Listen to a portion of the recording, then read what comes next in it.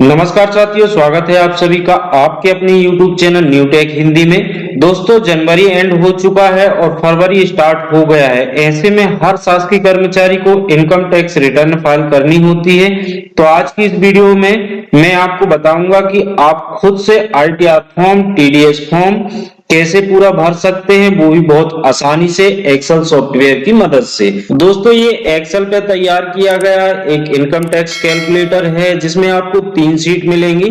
पहली है ITR 12C, दूसरा है टीडीएस और तीसरी सीट जो आपकी रहेगी वो पे स्लिप की रहेगी। तो मैं इन तीनों सीटों को आपको कैसे फिल करना है वो मैं आपको एक एक करके बताऊंगा। तो चलिए हम देख लेते हैं आईटीआर 12C को। सबसे पहले दोस्तों, यहाँ पे जो आईटीआर फॉर्म है उसको पूरा यहाँ पे डिजाइन किया गया है और यहाँ पे आप अमाउंट वगैरह देख पा रहे होंगे। अभी यहाँ पे सब शून्य दिख रहे हैं। इसको मैं आपको बताऊंगा। ये दोस्तों ऑटोमेटिक सीट है, आपको ज्यादा इसमें कुछ एंट्री नहीं करनी, ना ही दिमाग लगाना है। मैं आपको एक सिंपल सा ट्रिक बताऊंगा जिसकी मदद से आप मुश्किल से 5 मिनट में अपना आईटीआर फॉर्म, टीडीएस फॉर्म और पे स्लिप बना सकते हैं। तो यहाँ पे आप देख पा रहे होंगे पूरे कॉलम दिए हुए हैं, डिडक्शन के भी दिए हैं और भी यदि हमने कहीं निवेश वगैरह किया है या दान वगैरह किया है तो उसके भी यहाँ पे आपको कॉलम मिल जाएंगे। ये पूरा आईटीआर जो 12C फॉर्म होता है ये वही फॉर्म है। इसके बाद जो नेक्स्ट सीट है वो टीडीएस की है और यहाँ पे जो टीडीएस का फॉर्म 16 होता है उसका पूरा फॉर्मेट आपको मिल जाएगा, क्योंकि जो एम्प्लॉय के लिए अप्लाई होता है वो फॉर्म 16 ही होता है। और यदि ये बैंक द्वारा जारी किया जाता है जैसे एफडी वगैरह के लिए तो वो 16A होता है। इसके बारे में आपको मैं नेक्स्ट वीडियो में बताऊंगा पूरी डिटेल से। तो यहाँ पे आप देख पा रहे होंगे कि ये पूरा फॉर्म है जो अभी ब्लैंक दिख रहा है और आपको इसको कहीं पे भी कोई भी एंट्री इस पे फिल नहीं करनी। ये आपकी जो पे स्लिप है, तीसरी सीट है, उस पे जो एंट्री करेंगे उसके आधार पे आपकी ये स्वतः फिल हो जाएगा। इसके बाद चलते हैं हम तीसरी सीट पे। तो ये यहाँ पे एनुअल पे स्लिप है, आपको जो भी एंट्री करनी है सिर्फ यहीं पे करनी है। इसके बाद आप कुछ एंट्री आपको आईटीआर 12C भी में करनी है, तो मैं बताऊंगा कि कहाँ पे आप एंट्री कर सकते हैं। तो चलिए हम पे स्लिप में चलते हैं। तो यहाँ पे देखिए मैंने पे स्लिप का पूरा यहाँ पे फॉर्मेट बना के रखा है जिसमें यहाँ पे मंथ है, बेसिक पे है, ग्रेड पे है या और भी जो हमको अलाउंस मिलते हैं वो है। और इसके बाद इसका नेक्स्ट पार्ट है वो डिडक्शन का है और लास्ट में यहाँ पे जो हमको नेट पेमेंट मिलती है उसका कॉलम है। और इसके बाद आप यहाँ पे देख पा रहे होंगे दोस्तों चौथी सीट, यहाँ पे मैंने एग्जाम्पल पे स्लिप रखा है। तो यहाँ पे मैंने एक पे स्लिप को पहले से ही बनाया है ताकि हम यहाँ पे पे स्लिप बनाने में ज्यादा टाइम वेस्ट ना करें और मैं इस पे स्लिप की जो एग्जाम्पल पे स्लिप है उसकी एंट्री को यहाँ पे कॉपी पेस्ट करूंगा। तो चलिए सबसे पहले मैं आपको बता दूं कि यहाँ पे आपको मंथ डालना है। तो आपको यहाँ पे जो आप मंथ डालेंगे वो आप यहाँ से ले लेंगे, जैसे कि मार्च 2020 से फरवरी 2021। तो चलिए हम इस एंट्री को यहाँ से लिए लेते हैं और फटाफट इसको कॉपी पेस्ट करते हैं। आप देखेंगे कि जो हमारा आईटीआर 12C है और टीडीएस फॉर्म है वो किस तरह से स्वतः बन के तैयार हो जाता है और आप इसे बड़ी आसानी से या तो पीडीएफ में सेव कर सकते हैं या फिर प्रिंट भी डायरेक्ट निकाल सकते हैं। और ये काम दोस्तों आप अपनी मोबाइल से भी बड़ी आसानी से कर सकते हैं। मोबाइल से ये कैसे करना है, यदि इसकी जानकारी आपको नहीं है कि एक्सेल मोबाइल पे कैसे चलाया जाता है, तो मैं आपको नेक्स्ट वीडियो में इसकी जानकारी दे दूंगा। फिलहाल चलिए हम यहाँ से उठाते हैं एंट्री, नाम वगैरह हम बाद में फिल कर लेंगे। तो ये देखिए हमने यहाँ से लेके बेसिक पे से लेके जो अदर पेमेंट है वहां तक का फरवरी तक की एंट्री को यहाँ से कॉपी करेंगे और यहाँ पे पे स्लिप में आएंगे और यहाँ पे हम पेस्ट कर देंगे। इसके बाद हम डिडक्शन वाले पार्ट में चलेंगे। तो यहाँ से हमको अदर डिडक्शन तक ही कॉपी करना है, जो टोटल डिडक्शन है और नेट पेमेंट है ये आपको कॉपी नहीं करना है। आपको तो खैर कॉपी करना ही नहीं है, आपको तो ये अपने अनुसार ही फिल करना है जो भी आपकी पेमेंट आपको रिसीव होती है उसके आधार पे। अब यहाँ पे देखिए हमने ये एंट्री फिल कर ली है। अब इसके बाद यहाँ पे 3 आपको एरियस के कॉलम मिल रहे हैं। तो यदि आपको कोई भी एरियस रिसीव हुआ है तो सबसे पहले आप उस एरियस को यहाँ पे नाम दे दीजिए कि कौन सा एरियस आपको मिला है। जैसे यदि डीए मिला है तो आप यहाँ पे डीए डिफरेंस कर सकते हैं। इसके बाद यदि आपको कोई एरियस और भी मिला है, जैसे 6th पे की यदि आपको किस्त मिली हो तो आप यहाँ पे भी भर सकते हैं और यहाँ पे भी भर सकते हैं। इसके बाद आप देख लीजिएगा कि टोटल एरियस आपको कितना मिला है। यदि आपको पता है कि बेसिक उसमें से कितना है, डीए कितना है, तो ठीक है। अदरवाइज आप बेसिक के कॉलम में जो भी है, आपको मान के चलो 35,000 एरियस मिला है तो आप यहाँ पे डायरेक्ट इस तरह से 35,000 फिल कर सकते हैं। तो यहाँ पे देखिए ये आपकी टोटल जो एनुअल पे स्लिप है वो स्वतः जनरेट हो जाएगी। जैसे ही आप यहाँ से सिर्फ बेसिक डीए और जो भी एचआरए वगैरह मिलता है और जो डिडक्शन होता है आप यहाँ पे दिखाएंगे तो वो आ जाएगी। अब इसके बाद देखिए यहाँ पे आपको अदर डिडक्शन में 910 रुपए की राशि दिख रही है। ये अभी जो कोविड-19 में रिलीफ फंड पीएम खाते में जमा हुआ था उसकी राशि है। यदि आपकी कटी है तो आप दिखाइएगा, अदरवाइज यहाँ शून्य कर दीजिएगा। वैसे सभी कर्मचारियों की ये राशि डिडक्ट हुई थी एक दिन की। तो यहाँ पे आप देखिए हमने ये पे स्लिप बना ली और आप देख पा रहे होंगे कि जो हमको राशि पेमेंट के रूप में प्राप्त हुई है वो 3,32,400 बेसिक प्राप्त हुआ है उसका। और यदि हमने एरियस 35,000 जोड़े तो 3,67,400 रुपए बेसिक हुआ। इस तरह से जो टोटल पेमेंट हमको रिसीव हुई 3,75,114 रुपए। और एरियस सहित यदि हम बात करें तो 4,10,114 रुपए। और जो हमारा टोटल डिडक्शन हो गया 41,934 रुपए, जिसमें से यदि हम एनपीएस की बात करें तो एनपीएस में जो हमारा डिडक्शन हुआ है वो 37,224 रुपए का एनपीएस में डिडक्शन है। और इसके बाद जीआईएस में जो डिडक्शन है वो 1,800 रुपए का है। तो इस तरह से आपकी जो भी एंट्री हो आप इसको अच्छी तरह से समझ लीजिए एनुअल पे स्लिप को फिल करना, क्योंकि इसी के आधार पे आपको पूरी जो आईटीआर फॉर्म है और टीडीएस फॉर्म वो स्वतः जनरेट होकर मिल जाएगा। अब इसके बाद यदि आप ऊपर आएंगे तो यहाँ पे देखिए यूनिक आईडी है, तो आपका जो भी कर्मचारी कोड हो आप यहाँ पे फिल कर दीजिएगा।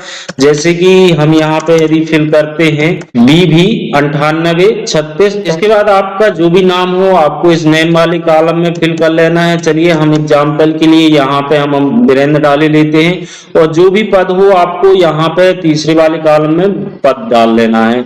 अब यदि आप किसी स्कूल में कार्यरत हैं तो आपको यहाँ पे अपनी शाला का नाम प्लस डाइस कोड दोनों फिल कर लेना है, या अपने ऑफिस या इंस्टीट्यूट का नाम जो भी है वो आपको यहाँ पे फिल कर लेना है। इसके बाद आपका पेमेंट अथॉरिटी क्या है यानी डीडीओ का क्या नाम है वो आपको यहाँ पे डीडीओ ऑफिस का नाम लिखना है। जैसे कि यदि कोई डीडीओ ऑफिस शासकीय उच्चतर माध्यमिक विद्यालय है तो आप यहाँ पे लिख दीजिए शासकीय उच्चतर माध्यमिक विद्यालय और स्थान का नाम। इसके बाद आपको यहाँ पे अपना पैन नंबर बताना है, यदि जीपीएफ नंबर है तो आपको यहाँ पे बताना है, और जो ट्रेजरी कर्मचारियों को कोड होता है वो आपको यहाँ पे फिल करना है। जैसे ये सभी एंट्री आप फिल कर लेंगे तो चलिए अब हम चलते हैं आईटीआर 12C में। तो आप यहाँ पे देख पा रहे होंगे जो अभी हमको आईटीआर 12C ब्लैंक दिख रहा था वो यहाँ पे स्वतः फिल हो चुका है। पूरी एंट्री जो आपने पे स्लिप में दी है, देखिए यहाँ पे नाम भी आ चुका है। चूंकि यहाँ पे हमने पद नहीं डाला तो यहाँ पे पद अभी यहाँ पे शून्य दिखा रहा है। जैसे ही आप पद डालेंगे तो ये शून्य की जगह आपका पद आने लगेगा। इसके बाद यहाँ पे आपका पैन नंबर आ जाएगा और कार्यालय का पता जैसे ही आप फिल करेंगे वो यहाँ पे आ जाएगा। इसके बाद देखिए ये आय वाला इनकम वाला पार्ट है। तो यहाँ पे जो 3,75,114 रुपए हमने टोटल वेतन से आय दिखाई है वो यहाँ पे आ रही है, और एरियस के रूप में जो हमने 35,000 दिखाया है वो स्वतः यहाँ पे आ चुका है। इसके बाद यहाँ पे ये टोटल दिखा रहा है 4,10,114 रुपए, और उसमें से जो हमारा ओल्ड टैक्स स्लैब है उसके आधार पे जो हमें 50,000 रुपए का स्टैंडर्ड डिडक्शन मिलता है वो माइनस करके यहाँ पे 3,60,114 रुपए आ चुका है। इसके बाद यदि आपको एचआरए मिला है तो एचआरए भी यहाँ पे आ चुका है। आपको यहाँ पे कोई एंट्री नहीं करना। आप यदि इसको परिवर्तित भी करना चाहें तो यहाँ से परिवर्तित नहीं कर पाएंगे। आपको यदि कोई परिवर्तन करना है पेमेंट वगैरह में तो आप यहाँ से कर पाएंगे पे स्लिप वाले कॉलम से। यहाँ पे आप कोई भी परिवर्तन नहीं कर पाएंगे। इसके बाद आप देखिए जो हमारा एनपीएस में डिडक्शन हुआ है 37,224 रुपए वो भी आ गया, और जीआईएस का भी 1,800 रुपए यहाँ पे आ चुका है। इसके बाद यदि आपने कोई रिलीफ फंड या कोई निवेश किया है या कहीं पे भी व्यय किया दिया है पैसा जिनके आधार पे आपको छूट मिलती है, तो आप यहाँ पे कर सकते हैं। इसके बाद चलिए हम आपको वो बताते हैं कि जैसे आपने कोविड रिलीफ फंड में जो पैसा दिया था एक दिन का, उसको आप कहाँ पे दिखा सकते हैं। तो यहाँ पे देखिए अंडर सेक्शन 80G के अंतर्गत ये कौन सी धारा होती है, आयकर विभाग द्वारा अनुमोदित संस्थाओं को दिया गया दान। तो आप यहाँ पे उसको जरूर आपको फिल करना है। तो यहाँ पे ऑटोमेटिक वो नहीं आ रही। ऑटोमेटिक क्यों नहीं आ रही, देखिए 910 रुपए जबकि हमने यहाँ पे दिखाया है, पर यहाँ पे इसलिए नहीं आ रही कि हो सकता है कि आपने कहीं और पे भी दान किया हो। तो यदि हम इसको लॉक कर देते 910 रुपए में, तो फिर आप जो अदर जगह दान किए हैं वो आप यहाँ पे नहीं दिखा पाते, सिर्फ 910 रुपए ही आती। इसलिए यहाँ पे हमने इसको अनलॉक किया है। तो जो आपने वहां पे फंड दिया है वो आप यहाँ पे फिल कर लीजिए। और यदि इसके 910 रुपए के अदर और भी फंड दिया है तो भी आप उसको भी यहाँ पे प्लस करके फिल कर सकते हैं। अब चलिए हम बात कर रहे थे कि आपको इस ITR फॉर्म में कुछ एंट्री अपने खुद से फिल करनी है। तो चलिए हम बताते हैं कि आपको कौन कौन सी एंट्री यहाँ पे ITR फॉर्म में फिल करने की अनुमति दी गई है। तो आप यहाँ पे देख पा रहे होंगे जो ये येलो बॉक्स हैं, येलो सेल हैं, इनके जो सामने ये 00 हैं, आप इनको फिल कर सकते हैं। जैसे कि यदि आपको छुट्टी का नकदीकरण प्राप्त हुआ है तो आप यहाँ पे फिल कर सकते हैं। और यदि कहीं और से भी आपकी आय हुई है या उपलब्धियां हैं जो वेतन से होती हैं, तो वो आप उसको यहाँ पे फिल कर सकते हैं। इसके बाद आप नीचे आएंगे तो देखिए यहाँ पे भी येलो सेल हैं बहुत सारे। तो इनके सामने जो ये 0 है, तो ये है गृह संपत्ति से करयोग आय। तो आपको यहाँ पे दिखाना है, जैसे लॉन्ग टर्म या शॉर्ट टर्म जो भी आय हो वो आप यहाँ पे दिखा सकते हैं। अन्य स्रोत से कोई आय है तो आप यहाँ पे फिल कर सकते हैं। जैसे यदि हम मान लेते हैं अन्य स्रोत से आय से हमारी 200 रुपए है, तो आप यहाँ पे 200 रुपए बड़ी आसानी से फिल कर सकते हैं। फिलहाल हम इसको 0 कर देते हैं। इसके बाद यदि आप नीचे आएंगे तो यदि आप कोई होम लोन लिए हैं और उसका ब्याज पे कर रहे हैं, जो भी वार्षिक ब्याज है, तो आप उसको 30,000 तक का ब्याज यहाँ पे दिखा सकते हैं यदि होम लोन का ब्याज पे कर रहे हैं। तो यदि आप 30,000 रुपए कर रहे हैं तो अधिकतम आप 30,000 ही दिखा सकते हैं। 30,000 से ज्यादा भी कर रहे हैं तो यहाँ पे आपको छूट नहीं मिलने वाली। तो आप यहाँ पे देख लीजिएगा अपने हिसाब से। चलिए हम इसको 0 कर देते हैं। इसके बाद जो अन्य कटौतियां यदि आपकी हुई हैं, जैसे यहाँ पे NPS में हुई है तो वो आ रही है। इसके बाद GIS में कटौती हुई है वो आ रही है। यदि अब इनके अलावा भी आपकी कोई और डिडक्शन हुआ है या निवेश किया है आपने, जैसे कि LIC का यदि प्रीमियम पे कर रहे हैं तो आप उसको यहाँ पे दिखा सकते हैं। या बच्चों की ट्यूशन फीस वगैरह दे रहे हैं तो 2 बच्चों की ट्यूशन फीस जो भी है उसकी रसीद आपके पास होनी चाहिए, वो आप यहाँ पे दिखा सकते हैं। या और भी जो भी आप जहां पे भी निवेश किए हो। दोस्तों यदि मैं इन सभी पार्ट्स को एक एक से बताऊंगा तो वीडियो बहुत ज्यादा लॉन्ग हो जाएगी, इसलिए मैं इसको शॉर्ट में बता रहा हूं। फिलहाल आप ये ध्यान रखिए कि जहां पे येलो सेल्स हैं उनके सामने जितने भी 0 हैं इनको आप परिवर्तित कर सकते हैं। बाकी किसी भी संख्या को या अमाउंट को आप यहाँ पे चेंज नहीं कर पाएंगे। इसके बाद आप यहाँ पे देखिए एक धारा और दी है 12 नंबर पे 80CCD1B। अब ये 80CCD1B क्या होती है, इसके लिए मैंने एक सेपरेट वीडियो बनाया है। वो वीडियो की लिंक आपको ऊपर आई बटन पे दिख रही होगी, आप उस लिंक पे क्लिक करके उस वीडियो को देख सकते हो, जान सकते हैं 80CCD1B क्या होती है और इसमें हम 50,000 तक की छूट NPS के लिए अलग से कैसे ले सकते हैं। इसके बाद 80C के अलावा यदि आपने कहीं और भी निवेश किया है तो आप अपनी धारा के अनुसार जहां पे भी निवेश किए हो आप यहाँ पे फिल कर सकते हैं। आप नीचे आएंगे तो यहाँ पे देखिए जो हमारी आयकर की गणना है उल्टे टैक्स स्लैब के आधार पे यहाँ पे की जा रही है। तो जहां पे भी हमारा जैसा भी टैक्स बनता है वो यहाँ पे सारी एंट्री आ जाएंगी। फॉर्म दोस्तों कैसे फिल करना है यदि ये आप जानना चाहते हैं तो आप हमें कमेंट बॉक्स में बताइए, हम आपको पर्टिकुलर फॉर्म फिल करना बता देंगे। फिलहाल ये स्वतः कैलकुलेशन करके देता है। इसके बाद यदि आपको यहाँ पे देखिए जो हमारा टैक्स बन रहा है, चूंकि हमारी जो इनकम है उसके आधार पर टैक्स यहाँ पे सिर्फ 3,268 रुपए बन रहा था और इसमें हमको 3,268 की जो 87A के अंतर्गत रिबेट प्राप्त होती है वो रिबेट मिल गई। तो अब हमारा जो टैक्स है वो 0 हो गया। अब इसके बाद देखिए दोस्तों 26 नंबर में एक कॉलम है शुद्ध देकर, मतलब जो टैक्स का हमको भुगतान करना है वो यहाँ पे आ जाएगा। अभी चूंकि यहाँ पे जीरो आ रहा है, चूंकि हमारी टैक्सुअल इनकम कम है और हमारा टैक्स एक भी नहीं बन रहा है, इसलिए यहाँ पे जीरो आ रहा। अब मान के चलते हैं हमको एरियस के रूप में यहाँ पे 2 लाख रुपए और प्राप्त हुए हैं, तो अब हम यहाँ पे 2 लाख रुपए एरियस में दिखा देते हैं। तो अब हमारी जो टोटल इनकम है वो कितनी हो जाती है, 6,10,114 रुपए।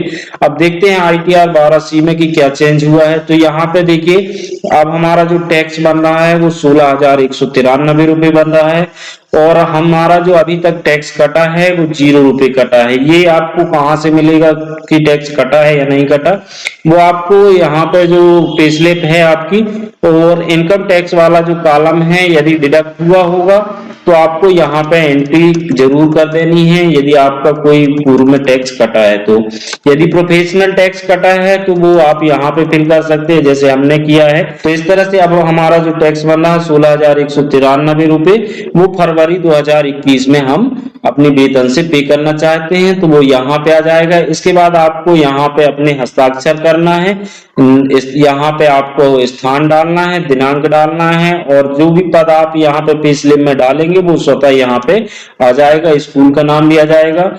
और दोस्तों यदि आपको किसी प्रकार की कोई समस्या जाती है तो आप हमसे कमेंट बॉक्स में पूछ सकते हैं या हमारी वेबसाइट www.newtechhindi.in पर विजिट कर सकते हैं। अब चलिए हम चलते हैं TDS पार्ट में। तो दोस्तों यहाँ पे आपको एक भी एंट्री करने की ना तो परमिशन है और ना ही करने की आपको जरूरत है।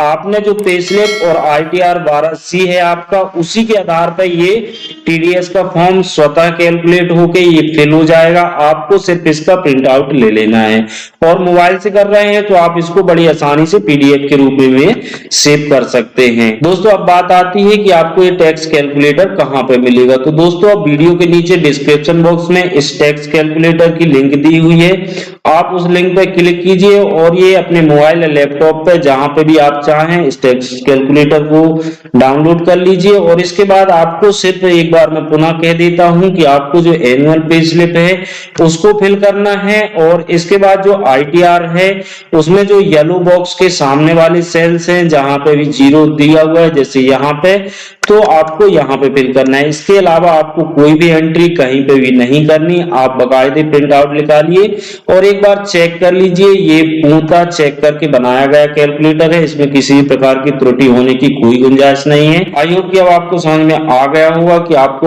ITR 12C TDS और पे स्लिप को आपको कैसे और कहां फिल करना है। फिर भी यदि आपको कोई भी समस्या जाती है तो आप हमसे कमेंट बॉक्स में कमेंट करके जरूर पूछें। आई होप कि वीडियो आपको काफी पसंद आया होगा। पसंद आया तो प्लीज लाइक करें, अपने सभी मित्रों को शेयर करें, और चैनल को अभी तक सब्सक्राइब नहीं किया है तो प्लीज चैनल को सब्सक्राइब करके ऑल नोटिफिकेशन बेल को जरूर ऑन कर लें, ताकि इसी तरह की लेटेस्ट वीडियो का नोटिफिकेशन आपको सबसे पहले प्राप्त हो सके। Thanks for watching, take care, bye bye.